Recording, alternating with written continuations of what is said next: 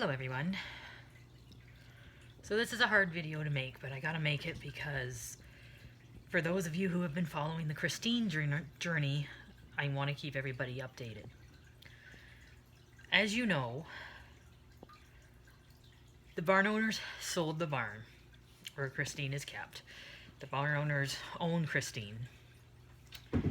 So when I had moved, I moved Athena to a different barn and Christine had to stay at the old barn. And as such, we had to have a bit of a delay there as I got Athena settled, and then she got diagnosed with EPM just before the move, so I had to get that dealt with. So Christine had to sit for a bit. The new owner took over ownership of the barn on Thursday. And I got a message from the old barn owner, the owner of Christine, on Friday, saying that the new barn owner has changed their mind and they do not want me working Christine because he hasn't got any liability insurance yet, and he doesn't want to risk it. Which would sound fair if you didn't know the barn owner, the new barn owner, like I know the new barn owner. And to be fair, Christine's owner is doing all she can to try to help in this situation, but it's a difficult situation all around. Because I don't own the horse. I'm just very attached to the horse.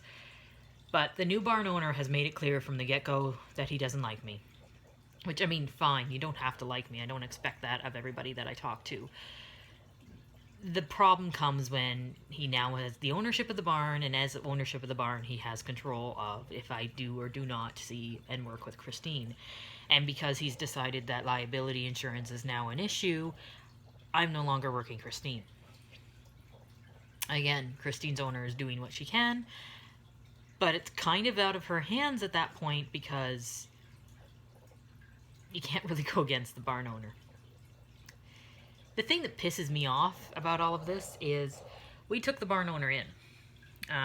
He had to go to England when he bought this horse, like the horse that he had, that he's already sold now. He had nowhere to put it, so we took this horse in. And we took him in, and we worked with him through all of this. And then he takes ownership of the barn, and the first thing he does is kick all the boarders out.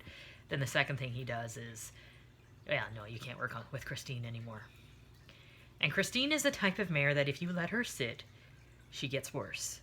Earning this horse's trust takes a long time. And when you lose it, it breaks her spirit.